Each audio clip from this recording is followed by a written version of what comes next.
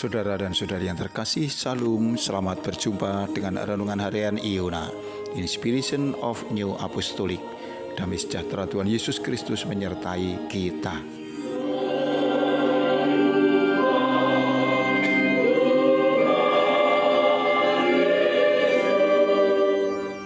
Kita membaca firman Tuhan dari Injil Lukas pasal 10 ayat 34 sampai dengan 35. Ia pergi kepadanya lalu membalut luka-lukanya sesudah ia menyiraminya dengan minyak dan anggur.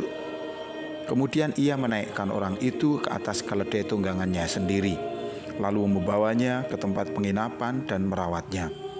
Keesokan harinya ia menyerahkan 2 dinar kepada pemilik penginapan itu, katanya, "Rawatlah ia, dan jika kau belanjakan lebih dari ini, aku akan menggantinya waktu aku kembali."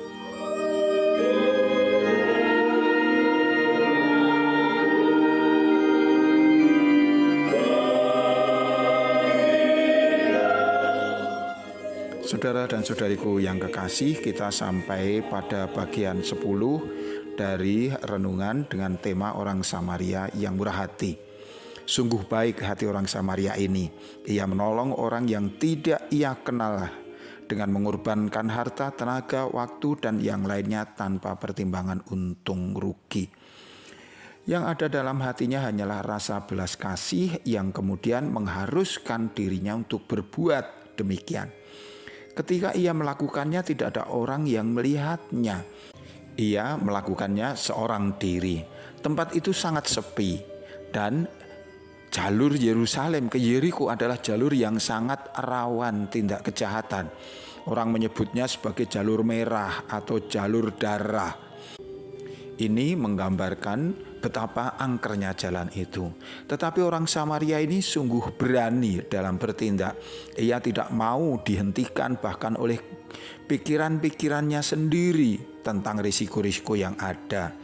Bisa saja sebenarnya para penyamun yang telah merampok orang itu, setelah merampok korbannya, ia tidak segera pergi. Bisa saja mereka masih bersembunyi di sekitar itu, dan apabila kemudian ada orang yang melintas dan hendak menolong korban, ia bisa dijadikan korban berikutnya.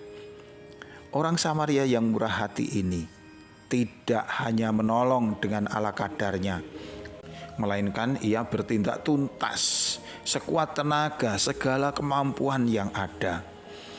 Setelah selesai membalut luka-luka korban dengan minyak dan anggur, ia menaikkannya ke atas keledai tunggangannya sendiri, dan kemudian melakukan perawatan selanjutnya di penginapan. Keesok harinya, ketika dipastikan bahwa korban telah stabil, maka ia kemudian melanjutkan urusannya sendiri. Namun sebelumnya ia meninggalkan pesan dan sejumlah uang kepada pemilik penginapan untuk keperluan perawatan selanjutnya. Dia mengatakan, "Rawatlah dia, dan jika kau belanjakan lebih dari itu, aku akan menggantinya waktu aku kembali."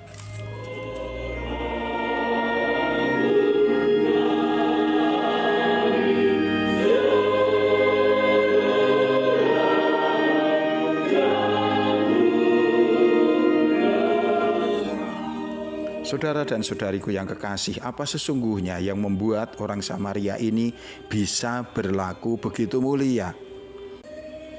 Ia bukanlah malaikat, ia juga punya urusan. Kebutuhan untuk dirinya sendiri pasti juga ada dan mungkin juga banyak. Kalau mau mengelak dari kerepotan dan susah payah, ia bisa melakukannya seperti halnya imam dan orang Lewi yang melintas sebelumnya. Tetapi ia tidak melakukannya. Ia memilih untuk menolong orang itu, yang artinya ia mau banyak kehilangan sesuatu yang ia sendiri masih memerlukannya. Jika Tuhan menghendaki setiap orang untuk melakukan yang demikian, tentu ini berat dan sulit. Kita sadar bahwa sebagai manusia yang berdosa, kita tidak mungkin menggenapi perintah Allah dengan usaha kita sendiri.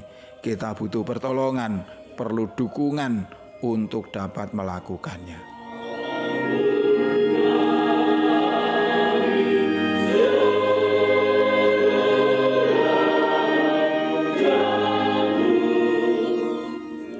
Saudaraku, ada karunia-karunia Allah yang diberikan kepada manusia yang berdosa, agar mereka memiliki pertimbangan-pertimbangan, dorongan-dorongan untuk mampu melakukan kehendak Allah, yaitu adanya hati nurani, akal budi, dan iman. Hati nurani dan akal budi setiap manusia pasti memilikinya. Tinggal bagaimana mereka memberdayakan karunia-karunia itu untuk melakukan kebaikan. Hati nurani menolong manusia untuk mengambil keputusan-keputusan yang berhubungan dengan kehendak Allah. Hati nurani membedakan antara apa yang baik dan yang jahat. Akal budi memungkinkan manusia untuk mewujudkan dorongan-dorongan yang berasal dari hati nurani dalam tindakan yang nyata. Hati nurani yang dipenuhi dengan belas kasih memungkinkan seseorang untuk bertindak yang sesuai demi kebaikan. Namun di atas itu semua ada karunia yang lain yang jauh lebih berharga, yaitu karunia iman. Kalau hati nurani dan akal budi manusia ini memiliki keterbatasan, berbeda dengan iman. Iman berkaitan dengan pengandalan, ketaatan, dan kesetiaan kepada Allah. Iman ini mampu menembus dimensi-dimensi yang membatasi manusia. Kita ingat perumpamaan Tuhan Yesus tentang biji sesawi pada Injil Matius 17 ayat 20. Jika iman kita kepada Allah Tritunggal terpelihara dengan baik, maka tidak ada kata mustahil atau tidak mungkin yang akan menghalangi kita untuk melakukan kebaikan-kebaikan seperti yang dilakukan orang Samaria yang murah hati itu. Kita bisa membaca keterangan lebih lanjut di dalam Katekismus Gereja Kerasulan Baru dalam soal jawab nomor 234 dan seterusnya. Hati nurani, akal budi, dan iman kita kepada Allah Tritunggal akan menentukan kualitas perbuatan baik yang kita lakukan. Yang semua itu bukan hanya ditujukan untuk kebaikan sesama kita, tetapi terlebih semua kita tujukan, kita dasarkan demi keluhuran nama Allah. Tuhan memberkati kita, sampai jumpa. Amin.